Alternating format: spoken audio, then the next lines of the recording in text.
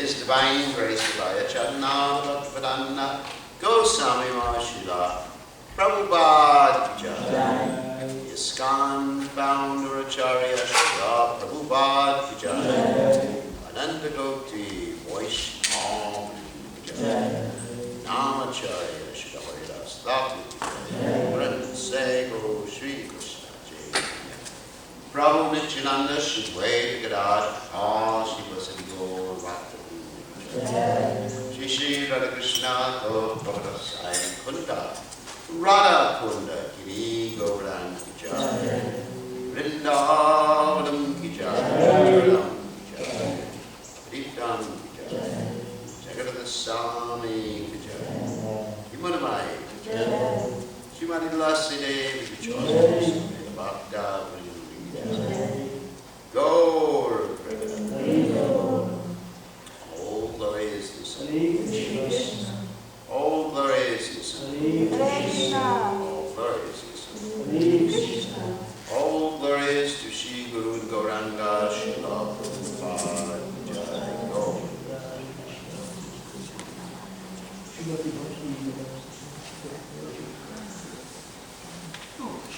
Okay, reading from Srimad Bhagavatam, 5th Canto, Chapter 15, Text 2.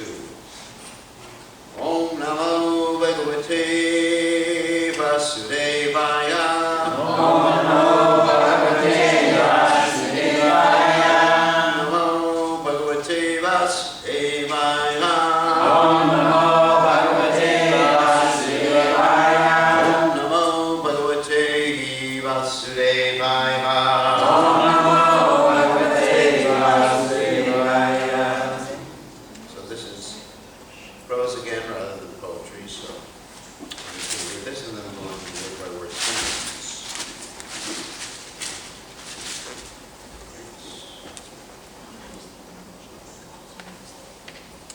Asmat Vidasenayam Devaktajin Namaputro Bhavat. Tasmat from Sumati Vidasenayam in the womb of his wife named Vidasena. Devatajit Nama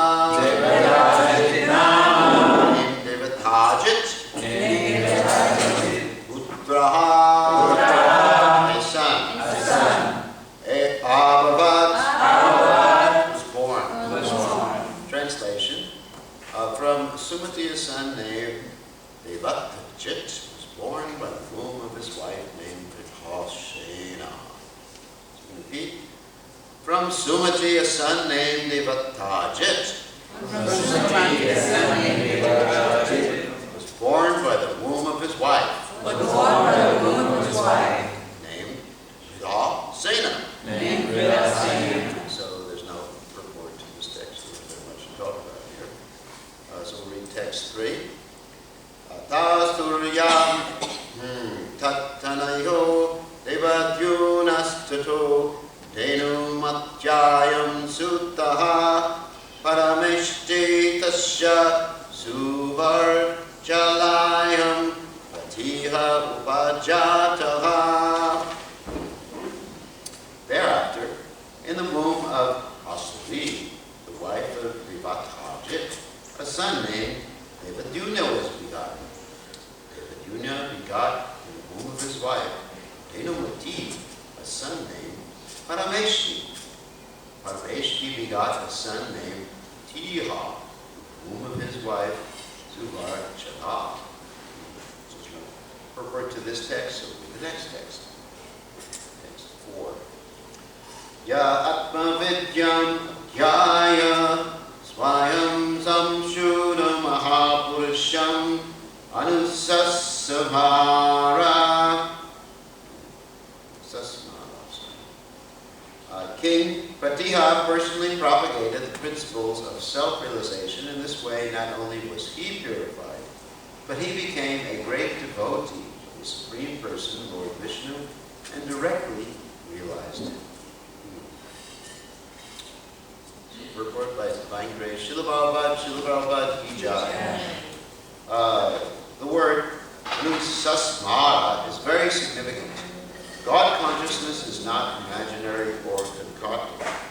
The devotee who is pure and advanced realizes God as he is. Maharaj Pratiha did so, and due to his direct realization of Lord Vishnu, he propagated self-realization and became a preacher. A real preacher cannot be bogus. He must first of all realize Lord Vishnu as he is, as confirmed in Bhagavad Gita in the 4th chapter, text 34. Upadekshanti te jnanam yaninas tattva darshanaha. One who has seen the truth can impart knowledge. The word tattva-darshi refers to one who has perfectly realized the Supreme Personality of Godhead. Such a person can become a guru and propound Vaishnava philosophy all over the world. Paragon of bona fide preachers and guru is King Pratik Hall. So, Umagana Chimananda Shah Gananjanam Shlakaya Chakshur Minika Yenatas Mai Shri Gurve Namaha. So there's several interesting points in this verse. If we notice Prabhupada's translation here, that it indicates that King Pratiha, of course he was a king, first of all, but it also indicates that King Pratiha became a great devotee of the Supreme Personality of God. Now, of course we're aware that there are Nityasiddha devotees, and there are Sadhana-siddha devotees. Also there's another thing called Kripa-siddha devotees. So, Kripa-siddha means you get some special mercy, and it's described in the Nectar Devotion by the glance or the words of a pure devotee, like Narada Muni. Then one can actually become completely purified, just like this. Of course, that's not generally the procedure.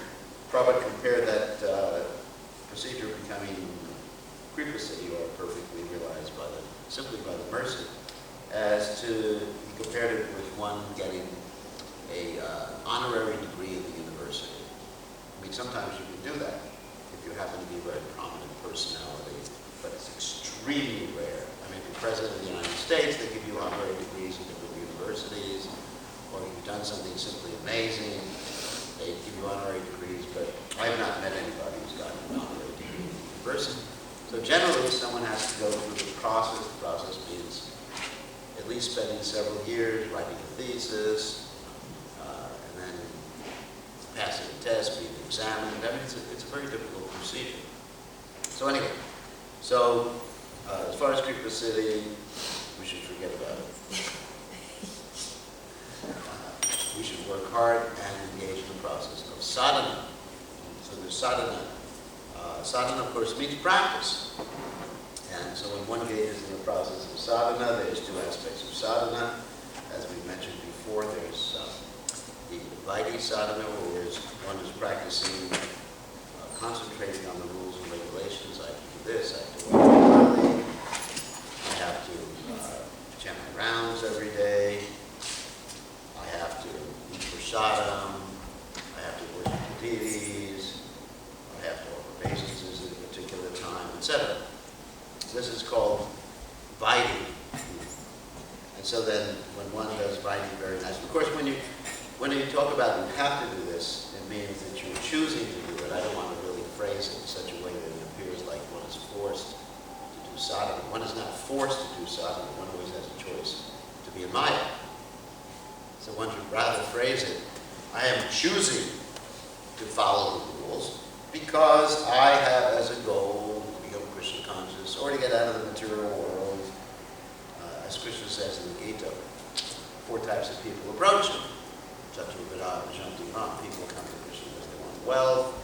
People come to Krishna because they are inquisitive. People come to Krishna because they want knowledge. People come to Krishna because they're very much in distress. So, anyway, for whatever reason, one chooses to perform sadhana, Vaidhi sadhana, in order to achieve one of those goals or achieve ultimately pure devotional service. Of course, in the beginning, we don't really have as our ultimate objective pure devotional service. It's mixed with all sorts of different things. Like you see with Dhruva Maharaj, his goal was not only mixed, he didn't even want pure devotional service in the beginning. He simply wanted to have a kingdom greater than that of Lord Brahma. I mean, he wanted something really fantastic. You could even call it not even just karma mishra bhakti, but just for karma, just for something material. And of course he became purified. But whatever it is, one has some objective. Otherwise one won't be steady in the abiding process unless you actually have some long-term objective. If you don't have a long-term objective, then you're simply in the mode of ignorance. You're a Shudra. A Shudra is just concerned with basically be here now, the pleasure or the pains that he is experiencing, he or she is experiencing at the present moment. But at least one should be in the mode of passion, not in the mode of goodness. You know, in the mode of, like Dhruva Maharaj is in the mode of passion. But someone in the mode of ignorance, it's very difficult to be Krishna conscious. Very, very difficult to be determined. There is no determination. Bhagavad Gita describes determination in the mode of ignorance. It doesn't go beyond dreaming, procrastination. Procrastination means putting off for tomorrow what I can do today. Dreaming, yes, I will be just a great devotee someday. One day I'll give up watching all this TV. One day I'll give up eating all this boga. One day I will give up bad association. One day it will happen. That's the mode of ignorance. So at least one should have a little bit of passion, you know, goal orientation. So anyway, so Dhruva Maharaj had that mode of passion. So for whatever reason, one chooses to perform Vaidhi, and then by performing the Vaidhi sadhana in the association of pure devotee, one can further advance. If one performs Vaidhi sadhana without the direction of the pure devotee, you're not going to go beyond that. It's just going to be rules and regulations, you know, niyamagraha. But when you have the association of a pure devotee, then it can transform into the Raganuga sadhana. Because you're getting some bhakti there. It's not simply the rules and regulations that get you to a higher stage. It's the association with the pure devotee that gets you to a higher stage. Because he gives you the instructions. Of course, if you don't follow the rules and regulations, you're not associating with the pure devotee. Because the pure devotee is manifest through words, through sound vibration. Guru Mukha Padma Chitete Korita Bhakya. The words emanating from the lotus mouth of the spiritual master. So that's actually how we associate with the pure devotee. Not simply by being in the physical presence. So by following the directions, the sadhana process given, and actually every pure devotee adjusts the sadhana according to time, place, and circumstance, like Prabhupada did. He adjusted the sadhana from 64 rounds to 16 rounds. And he adjusted all sorts of things like deity worship and all sorts of practices. I mean, like Prabhupada really didn't force us to fast completely on Ekadasi or stay up all night on Ekadasi, which injunctions, you'll find injunctions to that effect in the Hari Bhakti Vilas. But Prabhupada really adjusted things for us, knowing the essential items of devotional service and adjusting some, not principles, but adjusting some details. Anyway, so then one comes to the platform of Raganuga, which means spontaneous devotional service, but not so spontaneous that one neglects the rules and regulations, but spontaneous in the sense that one follows the rules and regulations spontaneously. You know, one automatically gets up early in the morning. One doesn't need someone to shake him up in the morning. It's just like when we first joined the Krishna Das movement. The business of the temple commander was to wake everybody up in the morning. And it was a very difficult job. I don't know if any of you remember that. You know, I was a temple commander for a while, until I made so many enemies, they didn't want me to be temple commander anymore. Because we take the devotees, sometimes I was a little rough. I would take the devotees and play cartels by their ears and drag them into the shower. And they still didn't get up. That's pretty amazing. People sleeping in the shower. So anyway, so Raganuga, basically that's part of Raganuga. But actually, another part of Raganuga is that one begins to be attracted to a particular service in the spiritual world, in fact, a particular devotee, who is called a Ragatmika devotee, a devotee whose atma is raga, attachment, extreme attachment to Krishna. Raga means like attachment. Of course, we also have some extreme attachment in this material world, but that's to other things. So there's a Ragatmika devotee, and the Raganuga devotees follow the Ragatmika devotees. They serve in their internal life, not externally, not that they tell everybody about it. They serve in their internal life, one eternal resident in Vrindavan. Just like I was reading in the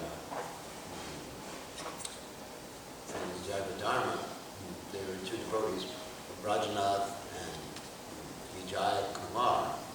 They were actually related. Vijay Kumar was the uncle of Rajanath. He was the nephew. And they were with this guru. They were with this guru. And the guru, Premadas Babaji.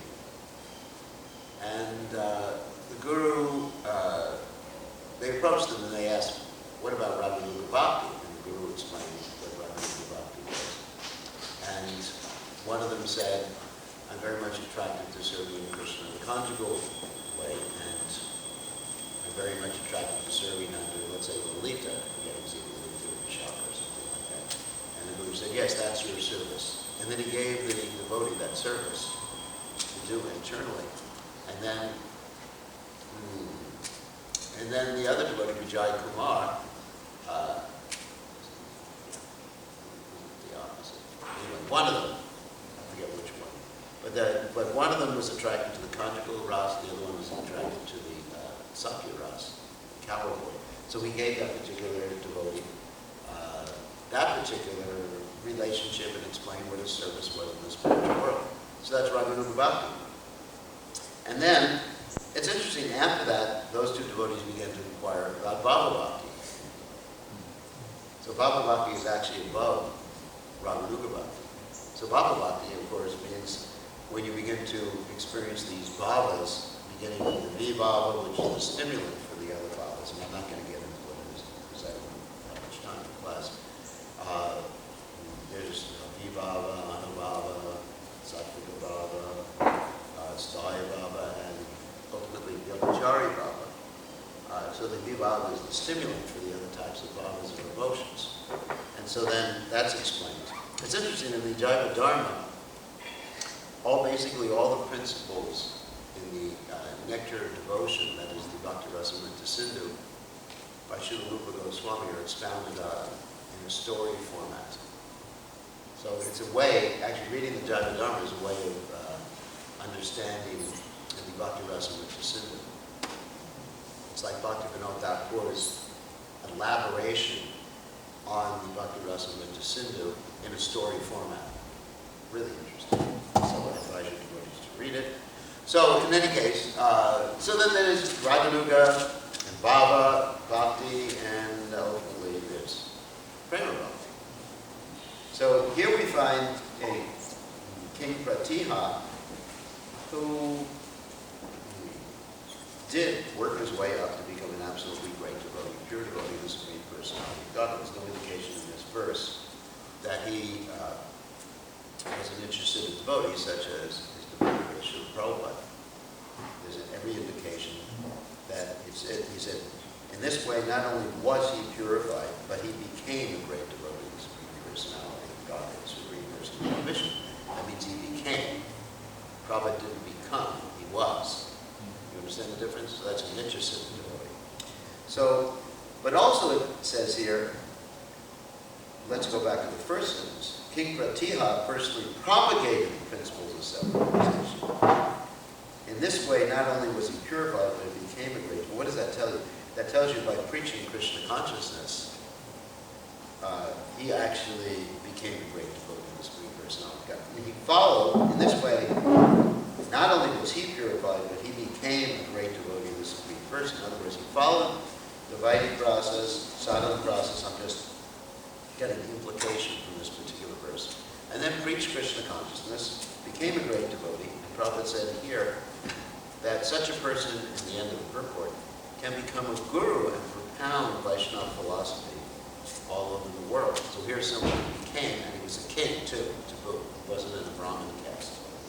So what does it mean for us? Of course, we do have these instructions given by Chaitanya Mahaprabhu, Marigai Guru Hoy Tore Desh, that he basically wanted everyone to become guru and preach across the land, Tore Desh. And this instruction was given in South India to different people who wanted to follow Chaitanya Mahaprabhu, leave their home. And they were so inspired by Chaitanya Mahaprabhu, they just wanted to give up everything. Like there was one devotee, his Karma Brahmana, and others in South India. And Lord Chaitanya basically told them, first he told them, Stani Stata Shruti Gatam Tan Bhattam Manobir, reciting a verse that's spoken by Lord Brahma. Just stay where you are, Shruti Gatam.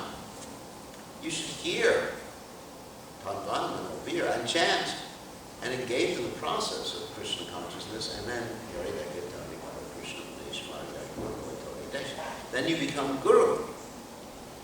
So actually this is very important principle to understand, that the method for becoming Krishna conscious, of course, is elaborated here. You follow sadhana bhakti, and Vaidhi bhakti, whatever, and then you preach, and then you bring others to Krishna consciousness, you become guru. So what does this mean to become guru? Of course, we understand there's different types of gurus. There's Varma Pradashika Guru, Diksha Guru, there's Diksha Guru, there's Sannyasi Guru, there's all these different gurus. And even in the Bhagavatam, you have this Avadhuta Brahmana accepting different aspects of the material creations, even prostitutes. So what does it mean? I mean, of course, the word guru probably translates as heavy, or heavy with knowledge. But it also could mean something or someone we learn from. Like this Avadhuta Brahman in the Bhagavatam, he was learning from a pigeon about attachment to the material world. So he accepted even something that happens, and obviously the pigeon, he didn't offer obeisances to the pigeon. Kapoti, that's the name for a pigeon. He didn't offer obeisances to the pigeon, say, she, pigeon Charana Padma, gave all Bhakati Sadhana. But still, he took different things that happened to him as lessons. This is another very important point, that things will happen to us in this world, especially there'll be great difficulties. And I'm not just like cursing everybody by saying that, but life means that there are going to be great difficulties. There's learning experiences.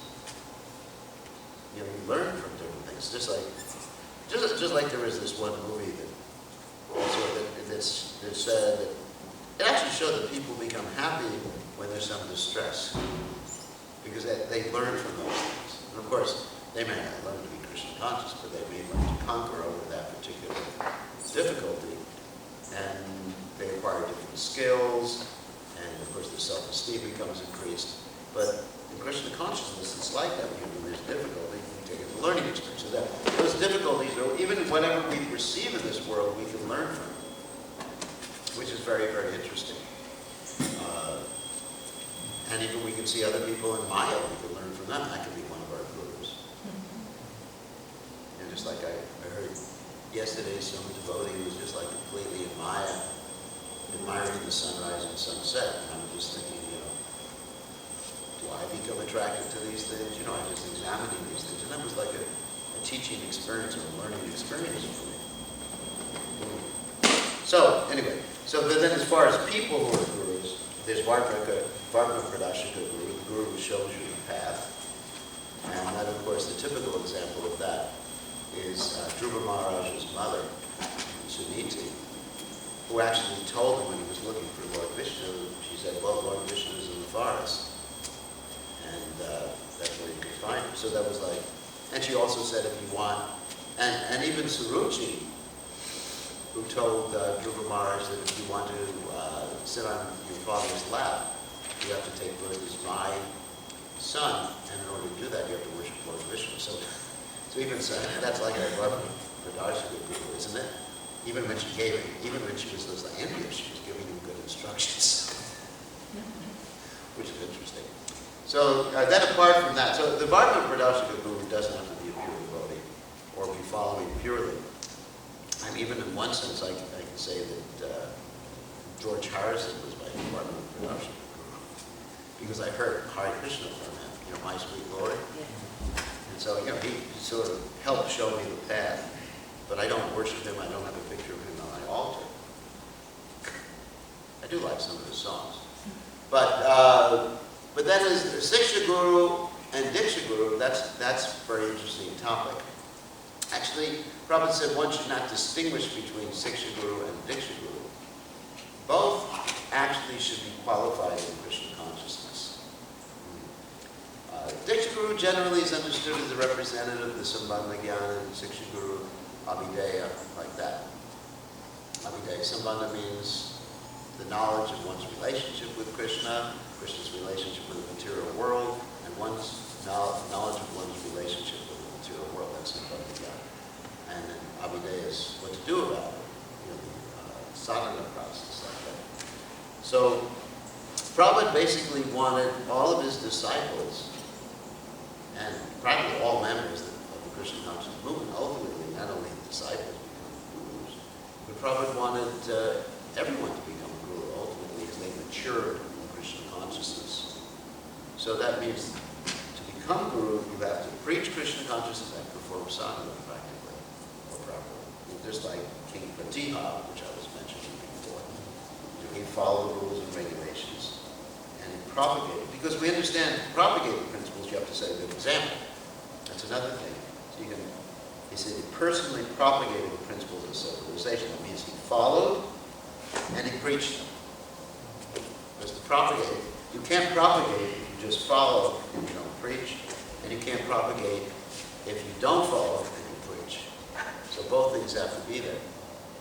That's called acharya. So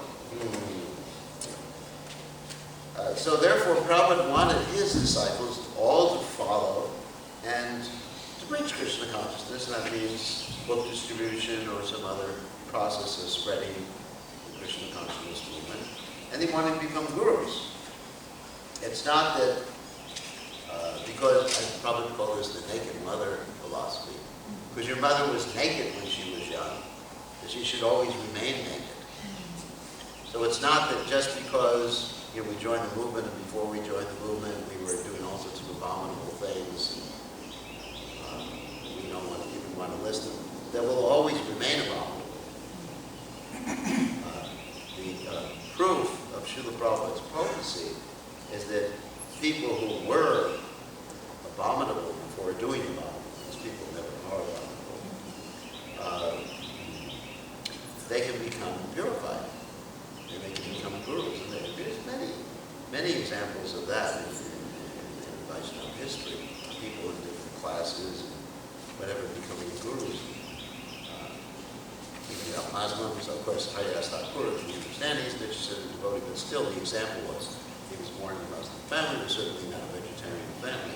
He was Krishna conscious, or manifested Krishna consciousness in the past.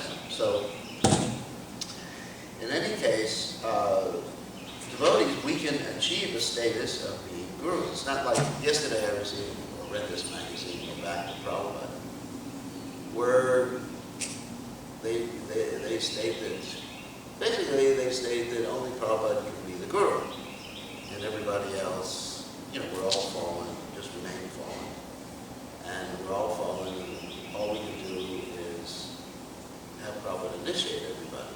I mean, that's one extreme. And in this time, there's another extreme too. The other extreme is let everybody be a guru, which is, there's some discussion about that going on the internet right now, even on the GBC conference, that several people say that the GBC should not restrict, anybody who's been in the movement a certain amount of time, and a few verses from the Bhagavad Gita, whatever. As a philosophy, he should be allowed, he can be guru. No sort of supervision, no sort of vetting, vetting someone, just like that. So that's one extreme is Ritvik people say no one can become a guru. And the other extreme is that everybody should be guru. And they even cite Prabhupada, he wanted all of his disciples to be guru. But Prabhupada also wanted the GBC to manage the International Society of Krishna Consciousness. Sometimes they say, well, Prabhupada never said the GBC should regulate gurus. But actually regulating, who could take up the service, because being a guru is a service, it's not an eternal position. But regulating different people's services is certainly an important aspect of the management of the Krishna consciousness movement. I mean, basically the government has to protect people. For example, in America, everybody has the opportunity, if they're honest, to become a police person. Say policeman. Everyone has an opportunity to become, a member of the police force. But it's not that I just put on a uniform and I start stopping you for speeding. As much as I'd like to do that, it makes some money. I could buy a radar machine, stop people, but I have to be approved by the government. It's obvious. This is no brainer. Everybody has the opportunity. If I go to school, it's a little too late for that now. But if I go to school and study, whatever people have to study, and then I exercise, and I do enough push-ups, learn how to shoot a gun, which I already know, and I could apply to become a policeman if I was younger. That's my right. That's true. But if I don't follow the process, and even if I do follow the process, they still have to vet me. Isn't it? Even if I graduate from police academy with A's, and I know all the procedures and everything like that, still they may not hire me. Still they may say, we have enough people on the police force, or you're not strong enough. Anyway, you're not coordinated enough. That can happen too. Just like when I was in school, I wanted to play baseball with the other boys, but I wasn't coordinated. So they can say so many things. Or you have this defect, this bodily defect, whatever it is, you're lame, or whatever it is. So they can coordinate and decide you're going to become a member of the police force. But it's everyone's right to try. And in the same way, the GBC, as managing the International Society of Krishna Consciousness, because Prabhupada did say GBC is the ultimate authority or management authority in the Krishna conscious movement, does have not only the right, but the duty to make sure that devotees aren't put in a position where they can be cheated. Even in the past, we've seen people in a position of guru, and actually these people weren't vetted by the GBC, who had all the qualifications at that particular time. Not only did they have the qualifications, knew Shastra, they were actually traveling with Prabhupada, but they certainly weren't qualified to be guru, or they became disqualified after some time. So not only does the GBC have the right or duty to vet who becomes guru, but they have also the duty to supervise those who are gurus. And this is a no-brainer. So we don't want to accept either extreme, that first of all there's no gurus, because that would be like saying like Prabhupada didn't have the ability to impart Krishna consciousness, the pure Krishna consciousness to people. And on the other hand, we don't want to say that everybody knows the philosophy or everybody is guru. So it's a fine point, not even a fine point, it's an easy point to understand. So anyway, so we can get from this verse that we should follow strictly, preach Krishna consciousness, and we should aspire to become at least Siksha gurus and guide people in Krishna consciousness. Siksha guru doesn't mean someone just giving a class, but someone who can give practical guidance on the different levels of Krishna consciousness. Doesn't mean just fighting. It means Raganuga and Bhava and ultimately Prema. That's what guru means. So when a disciple is on a particular level, you can guide them in that level. And you can guide them and tell them about the next level and the ultimate goal of Krishna consciousness. So this is guru. So any questions or comments we have? Yeah. The first line of the purport, Prabhupada cites a word in a word, and I wanted to know what is the word for word for that. Prabhupada says, Prabhupada translated it as Anusasmara, perfectly understood and always remembered.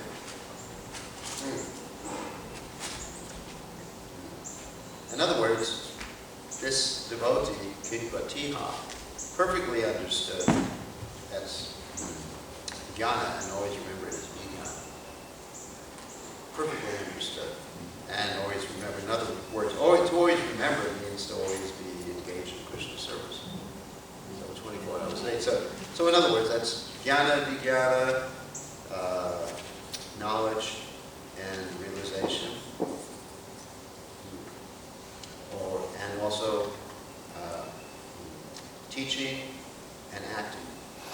The same two points I was making, like acharya. Actually there's two words, achar and prachar. Achar means action, or example, just like Krishna says, yet acharati shrestha. As leaders act and everyone follows. And then prachar means the speaking. Everyone speaks. So it's prachar and achar. Of course, I think it's Hindi, achar means some sort of like thing to eat, right? It means like mango pickles or something. It's actually fun. Put some achar on your food. Mango pickle. Anyway, yeah, so that's very interesting. It's very interesting, this verse here, how Prabhupada said he became a great devotee of the Supreme Personality of God. So this is very inspiring for us, isn't it? We can become great devotees. And we should aspire to become gurus. There's nothing wrong with that. Not so we can just like go around and have our feet bathed. I mean, it's like I was with a group of young kids. I was teaching a class to young kids the other day in Milwaukee. And I asked them, what is a sannyasi? You know, what's the definition of sannyasi? I wanted to hear something like someone who travels and preaches. But one young girl, she was about 4 or 5 years old, she said the sannyasi, the definition of sannyasi is one who gets his feet bathed in every house. I mean, it's cute. It's cute as the Dickens, you know, hear her say that. But you see how people can misinterpret what is sannyasi, just looking externally what a sannyasi is. There's someone who's basically having a pedicure everywhere he goes. So, anyway. So any other questions or comments? Yeah. I mean, here in the class, on the two extremes of the guru thing, I don't really see it as one extreme as, the vetting process, having to vet people. Yeah, that's not an extreme. Well, you use it, anybody can be guru, but, I mean, people can be guru, anybody can be guru. But I think that when you have the vetting process, you restrict preaching. Because you restrict who can be recognized as a preacher. Yeah. And you mentioned that because the GBC has never been successful at limiting who could, as a guru, who's going to fall down in the future. You almost can't determine who's going to be successful and who's not going to be successful. Because there's many people that have been vetted who have had issues and fallen down. But at the same time, you restrict who could potentially be successful. And that's what we're lacking in this movement, those who are successful. We need successes. Well, let me give you a little history. Since the GBC actually started with the formal vetting process with sannyasis and gurus, we haven't had any of the people who were formally vetted fall down. I mean, that's the past. No. The GBC just started doing the formal vetting process approximately 10 years ago with the sannyasis and gurus. And actually, it's become more sophisticated recently. I spoke to Nanda Maharaj about this. And the ones who became gurus right after Prabhupada were not formally vetted. I was not formally vetted. And basically, most of the people who were not formally vetted did have difficulties, since the GBC has started that process. Otherwise, people get confused. I agree with you, it shouldn't be such a heavy process. Like, I'll just tell you what I feel. Like, Nanda Maharaj makes it too heavy a process. He's in charge of who can become a guru and who can become a a sannyasi. And basically, if I was applying now, I would run away. Because it's so heavy, it's so much bureaucracy. So I agree with you in that respect. But there has to be some sort of vetting process to protect the devotees. Because the problem was before we didn't actually have the proper vetting process. Right.